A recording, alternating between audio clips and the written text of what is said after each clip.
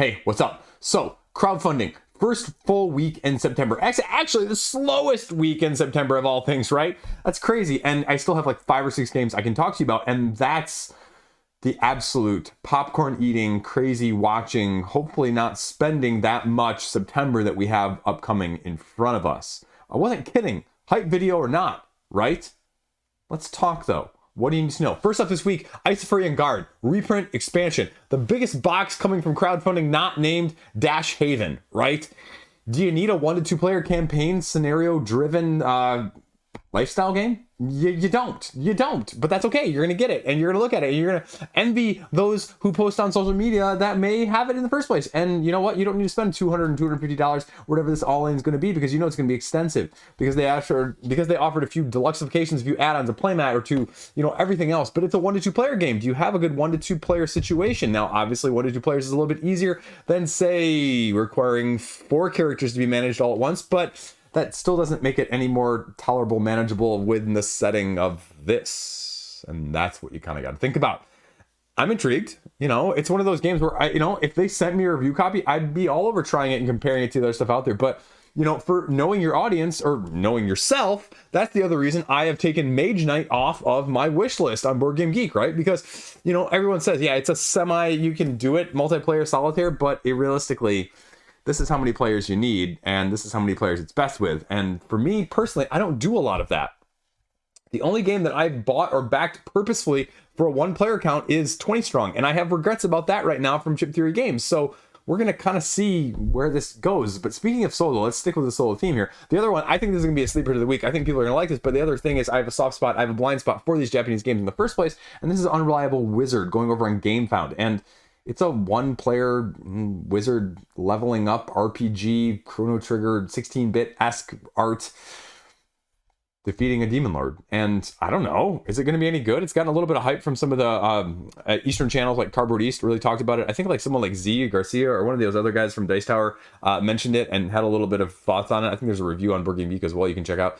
But it's getting, an English version or a English compatible version. Some of these Japanese games actually go completely language independent just so that there's less of that, but then the rule books are sometimes more or less good. And I have one that was basically just, released to us that's kind of like, hey, guess what? Here's the game, but we don't have the English rule book. And I'm kind of pissed about that one still, to be frank with you. And the other Japanese one I got more recently, it's kind of got a couple extra steps in there thrown in for the sake of throwing in, and it overcomplicates the game. And I kind of just want to toss them both out the window, but I also don't want to, lose $100 like that, even though it's probably lost regardless. So that's my only trepidatious nature kicking in as well. So that's the second one that's going to be launching this week. The third and the fourth are very similar in different player count, but it's all low player counts this week as a whole. And 3 and 4 are going to give you 2-player duel experiences, and that's Battlecrest Season 2, and that's Ivion Season 3. Now, Battlecrest is button shy's, sort of 1 versus 1 dueler. You can also play it solo versus the AI system, where you've only got your 18 cards. You've got your asymmetric characters. I think they actually did a couple other expansion packs as well, in addition, which reminds me of the expansion packs.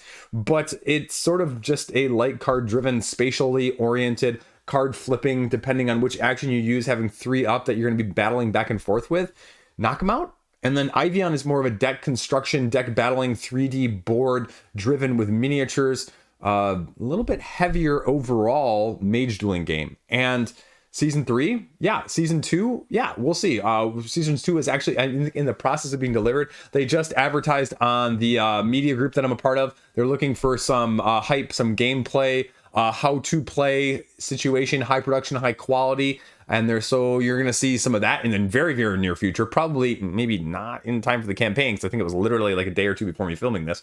But yeah. So, me, I would have raised my hand because, I like Ivion, actually. I like a lot of these, but high production, I try. I'm sorry. I know my own limitations, right? I know my own faults and my own shortcomings. So take that for what you will. But those are the 2 that are going to be coming out as well. They're both solid. It's just, again, which side of that coin do you fall on? Do you fall on either coin? The other one that's going to be coming out this week is Dragonbond Quest. and we're going to see what they have in store for us there. Like the Warhammer quest and what was the other one? Heroes of Terranoth. Same battle style system. What tweaks are you going to make to it? And what's going to be the incentive to get it on crowdfunding? Because the designers flat out said on the Board Game Geek forums that there's not going to be any additional expansion content. And that was the big problem with Heroes of Terranoth as a FFG style game in the first place, was that they didn't support it. A good system, good core system, but no support. I mean, that's sort of like Marvel Champions, right? When people, saw Marvel Champions at first, they said, "Oh, this isn't nearly as good as Arkham Horror or Lord of the Rings LCG," but then they were comparing like 4 years of each of those games to like a core box with nothing else, Marvel. And so that's kind of, I feel like, what this is getting as well too. But I can't help but feel like there is potential, but if you don't get people in, are you gonna have the legs to go with it forward? And crowdfunding, yeah, maybe more so, which reminds me of other things that didn't get FFG support. Yeah, where's my Star Wars deck building expansion? WTF there, right? Getting my Star Wars Unlimited filled, but that's a whole nother video talking about the TCG models, the TCG trifecta, which I'll be talking about very shortly here. Star Wars Unlimited, Disney Lorcana, as well as Weekend Realms' Dragon Eclipse. Again, just all flavors and shades, but boy howdy, is that a rant in the waiting. So we're going to see what that does, and that's not even to mention the other two that I'm not even going to talk about much here in the video. Vigilante, the semi-cooperative deduction-based system, head-to-head, take your opponents out as heroes and villains. That's going to be launching an expansion this week, actually completely over on Backer Kit of all things, I guess. And then we have World of Midgard with the Clans of Midgard and the Reavers of Midgard card games. And again, very little information on Board Game Geek for either one of those. So take that for what you will. But yeah. There's also, that one, Dark Domains. Dark Domains, the worker placement where you're an evil necromancer overlord trying to get an evil empire expanded as, a worker placement game. It's getting expansion too. Again, seems solid, but it was one of those where a lot of the criticisms are, it's just doing too much. Like it just went, we can do this mechanism and this mechanism and this mechanism and this thing and this thing and this thing and this thing and this thing and a card for you and a card for you and a card for you. That's an Oprah meme in case you're not familiar. But was the issue with it, I guess, from a lot of people's standpoint. I don't know. I'm not a huge worker placement person. I watch a lot of these from the periphery, so I can't speak to them fully from that side of things whatsoever. Yep, there you go. Check out the roundup from yesterday. I filmed that all in an hour and a half and edited it shortly after. Like, it was just a massive undertaking all in once. Like, super tired after filming that. So that's all I got going on there. But I played about 8 new games this week. 8 new games. 3 of the games that are coming to crowdfunding later this month. I played Flock Together. I played Defenders of the Wild. And I played, what else I played? Did I play Vagrant Song this week? No, what's the other one? Something else that, Patreon people will hear about.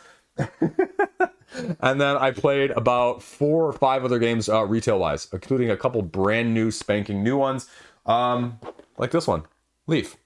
Lunar Rush, the worker placement game as well from that side of things. And yeah, a couple games like that. Castles of Burgundy. Then we also played Wana, which is an abstract game. Terraforming Mars, the dice game. I'll have some interesting thoughts on all of those as well coming out in the near future. If you're interested, subscribe, watch my reviews, or, show me how to do them better. I'm going to be doing a mini review, actually, upcoming. A couple mini reviews of especially indie games. I've got 3 or 4 indie games. It's probably just going to be a 5 indie game and 10-minute sort of video where you get your splurge indie games to keep an eye on or indie games to check out that aren't going to get on your radar otherwise anywhere else. So I'm going to have one of those combo videos hopefully out in the next week or 2 in addition. So that's all I got. And then I finally got out the Battle for Britannia review out this week. It's been sitting, actually was filmed for quite some time before me getting it. Things just don't line up sometimes, So that was out, and that's an amazing game. So check that out. In addition, Stone Circle, put that out there. And that's all I got. So yeah, we're not doing anything this weekend. I got nothing. Thankfully, no soccer games. But we have a birthday party, a nephew's birthday party. And even I'm off on the long holiday weekend, and I've just been playing either games solo or, 2-player all week. And I really have been trying to get a game night together, and it really just has not panned out recently well at all in any frequency. So, oh well, it is what it is. side rant at the end here a little bit. So finished the Netflix series DP. It's like the Deserter Patrol, like over in Korea. It's a K-drama over on Netflix. And if you haven't seen it, it's probably one of the best shows I've seen in the last year or two. I kid you not. Basically, you know, if you're not familiar with Korea, they have to do mandatory military service, and they do like 2 years. And so a couple of these guys get inserted into the deserter, you know, track down squad, essentially. And it's the look into the culture behind the Korean military, especially with the bullying and the rampant abuse that goes into that, and how that affects things and how that affects mental health. And it's just a great look at those elements of things. And it's just absolutely gritty and well done. It's absolutely one of the best shows I've seen in the last year or two. I kid you not. The other good one that I've been watching, I was watching Foundation over on Apple Plus. Surprisingly good, actually. In the sense that, one, it's a really well done plot from a sci-fi standpoint, and two, I never know where they're going to go. They always seem to have some other twist in the plot point that I'm just not really, you know, at all figuring out, which is great. I love seeing that and not being able to predict things like a lot of And the last thing that's actually just released at the time of me filming this is One Piece over on Netflix, which is getting sort of mixed reviews. It's got about an 80% on Rotten Tomatoes at this point, and I'm a little trepidatious to start it, but I also don't know like what age appropriate for. So like my 9-year-old was at home with me tonight, and he was like, "Hey Dad, is there anything that just me and you can watch?" He's angling basically just to watch screen time, but he's like, "Is there anything that we can watch together?" And I'm kind of like, well, that... You know, and, you know, it's interesting. You go on like the One Piece Reddit threads and forums, and like they are just like, "Oh, it's amazing!" And some of the reviews are less than like super hype, and they're like, "They're wrong." And it's kind of like, well, think of it from the lens outside. Like, is it actually that good? You know, so I think of myself as relatively objective when it comes to these things, like being able to say, okay, it wasn't that good, but I really liked it because of my affiliation with it, or my knowledge base of it, or just my enjoyment of this type of thing in general. And so I'm kind of interested to see what I'm going to see. I'm also a little trepidatious because I just don't have a clue. So they said the designer Oda was like super heavily involved with the process of making it. So people are like, "Oh, that means that it must be good if he doesn't allow anything that's not." And, you know, that's nice in theory, but until it comes out in practicality, you never know. And the thing with this is, you know, you really have to have like 2 or 3 seasons under your belt to really know, because a lot of these first seasons are just, you know, just frankly not that great overall. And it's really only the evolution of, you know, 2 or 3. I mean, go back and watch the Harry Potter movies. Those first couple are trash. The actors actually get somewhat better, though, over time. And that's what you'd hope as they get into their roles and as this story develops as a whole.